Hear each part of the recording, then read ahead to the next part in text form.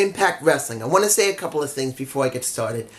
Look, you guys, if anybody's been watching my SmackDown review, you know my frustrations. And I'm not going to lie, because I've been frustrated about Raw, I've been frustrated about SmackDown.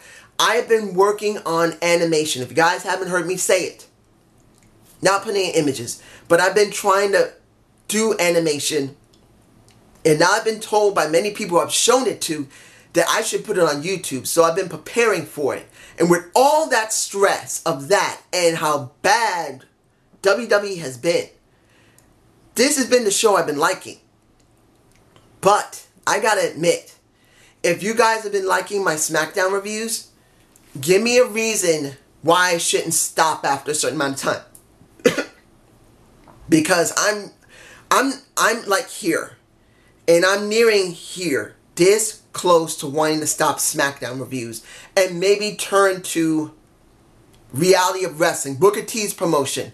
Because I know many people say, why don't you go on NXT? Really? You want to watch NXT knowing full well that the majority of those people that are on NXT eventually go to the main roster? Tell me that doesn't piss you off. Tell me it doesn't. Because I've been wondering one of the reasons why I didn't want to do NXT reviews. And it has been because I do a lot of stuff during the day. I do my animation. I've been working on the wrestling reviews. And then I have to go and see my chiropractor, my psychologist, and my physical therapist because of my injury and because of my depression and anxiety. So it's so packed in one part of the week, it's impossible to get NXT done. But then I really thought about it. NXT has pissed me off because every time when any of their wrestlers leave, if they don't leave the company, they go to the main roster and they wish they should leave. Shinsuke Nakamura is a joke. Asuka is a joke. Bobby Roode is a freaking joke. Chad Gable is a freaking joke. What the hell happened to Sanity? I see all these people that have great work in NXT and they're just a joke on the main roster. So it turns me off. Why do I want to watch something that I know everyone's going to go away? Velveteen Dream is going to go to the main roster. He's going to be treated like shit. So I don't want to do NXT reviews. Give me a reason why I should, though. Maybe it'll change my mind. Now, calm yourself. Alright. Let's see this Impact, which was good 1 week before Bound for Glory. And oh my gosh, one part of it, I'm going, did they actually go there? Woo! Let's look at the interviews. Eli Drake did a good interview saying simply, I'm going to Bound for Glory, dummies, and I'm going to be doing an open challenge only for New Yorkers. Only New Yorkers are allowed. Now the question is going to be which New Yorker they're going to be dragging out to actually do it, or it's going to be maybe coming to Impact Wrestling. I haven't been listening to any dirt sheets. I haven't looked at any dirt sheets. I don't know. Maybe it's someone we wouldn't expect coming from New York that's really good. You never know. The interview from... Who else did it interview? I forgot who else it was.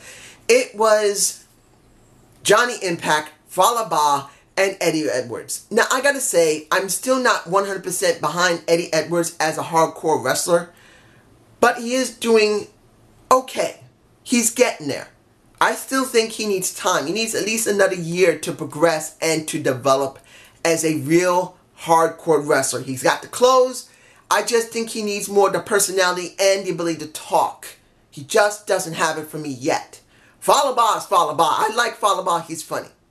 Now, let's go into their match. 6-man tag. Fallah Bahh, Johnny, Eddie, and the A-Team of Killer Kross, of Austin Aries, and Money Moose. Not Moose Money. Money Moose. He is just money. Money Moose. Was it a good match? Yes, it was. I did enjoy the match. It was high pace. It was high impact. And the person I felt that shined the best, surprisingly, was Fallah Bahh. Because they gave him that opportunity with Austin Aries, he's been showing himself more. So I really believe people really like him for what he's done. It's actually a very good thing, and I like it. So in the end, the heels win, which I wasn't surprised about that. I'm not. But it was still pretty good, and I was alright with it. Now, you got the Desi Hit Squad going against each other. Raju versus I forgot who the other Singh is, and Gamma. When it came down to it, they did emphasize it last week. I feel they could have done a little bit more at Bound for Glory, because I think they could have put this on Bound for Glory as a short dark match. Well, not a dark match, just a short match that Raju, his men are going up against each other, and whoever loses goes home, the other one stays. I think that could have been put in Bound for Glory. I think they could have made room for it. In the end, Raju, formerly Zayn, my name, he wins. He's upset about himself winning, and Gamma smacks the living taste out of his mouth, not once but twice, for showing weakness. I don't know how to feel about this. Maybe it's due to the fact the other guy's got to leave. His contract is up and he's not going to stay. And it makes sense that Raju is staying. But I think they could have done it in a Bound for Glory. But it was still a good match. It wasn't a 5-star match. It was okay. It was good. Now, let's see here. We had Tessa Blanchard versus Kira. I believe her name is Kira. She is a Mexican wrestler, and she went up against Tessa Blanchard. And my goodness, that woman can wrestle. Now, I know people she's the be-all, end-all. They believe she's already pretty much a champion, and she's ready now. But if you see her compared to her opponent, now, mind you, Tessa's a good wrestler. I don't lie about that. I've never said she can't wrestle. I just say she doesn't sell enough. And she doesn't know how to really play into motivating the crowd. That's what I say. And that's what I do believe, that she's just not there yet. She doesn't know how to play into the crowd. And when she doesn't want to sell, she's not going to sell. Period. And I know other people do that. But this is supposedly a second generation Tessa Blanchard, the daughter of a 4 horsemen, which makes her more high profile, so you're going to have to be more scrutinizing her. But in this situation, versus Kira, damn good match. Kira really, I don't know if she's been in the Mae Young Classic. I think she's gone there, but I don't know. You guys can tell me below, because I haven't been watching the Mae Young Classic. Actually, I've been getting the videos of it and saving it, and I'm going to wait until after the All Out, and then I'm going to watch it all, because I haven't watched nothing yet. I'm saving those videos so I can watch them. So when it comes down to it, I really like her. And Tessa's fine. She's not a bad wrestler. I just believe she needs to sell more and to play more into the crowd. In the end, excuse me, in the end, Tessa wins, which is understandable because she's not going to lose right when Kira, right with Kira when she's going to be facing Taya Valkyrie. And I'm kind of surprised I didn't see a Taya Valkyrie video package. Why not? She's going after the title. Shouldn't she have a video package? I was actually surprised about that. Now, what else we have here? There wasn't much there, but still, I want to make sure I explain everything. Ali with Father Mitchell. I hope I'm remembering his name this time, because I always forget. I say Brother Mitchell. It's Father Mitchell. I was surprised they went there with Ali. But I'm not surprised, because I did say Ali was going to be like trying to do something like a Rosemary again. But with Father Mitchell, he tried to elaborate on what happened to her and how she came back. That she sold her soul to come back to go after Su Yung, who killed her. And now that, think about this, Kiera Hogan has now been killed. She wants to go into the underworld to rescue her and bring her back, pretty much doing the same thing to her as she did to herself. I don't think that Kiera Hogan's coming back as a face. I think Kiera Hogan's coming back as a heel, which she should. I'm hoping that this is setting up Kiera Hogan straight fire to become a heel. This would be something interesting, tying in Su Yung with the coffin. Now, Bound for Glory, Father Mitchell's going to have the coffin open. She's going to get into it. go to the undead realm and rescue Kira, which I know she will bring her back, and then hopefully she'll turn dark and evil. Yes! That's what I'm hoping for. And if anybody who doesn't like Kiera Hogan, if I'm right, this woman will surprise you, because I do believe she can pull off a good character. If I'm wrong, well, I'm wrong. But I think she could. The OGs and LAX. This is good. The last chance they have to say something to each other. Now, and when you look at this, both sides were standing in the ring. They did some nice video packages. I'm fine with it. They replayed most of what's happened for the last several months, which is good for people who have not seen the product so they can catch up. In the end, what do we get? We get King giving one of the best promos that he's done yet. And you got Konnan, who, you know, I don't have love for Konnan, but he did very well here.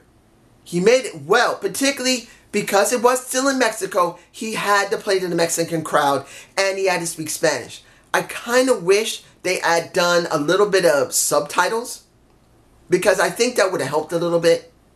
Yes, he had to repeat what he said within some level of term, made it more flairful in the English crowd. But I think it would have been good if he had gotten subtitles when he talked. In the end, what do we get? He tells him simply, there's something I want you to know. 1, we had a code, a G code. No families, no kids. And I forgot the last one.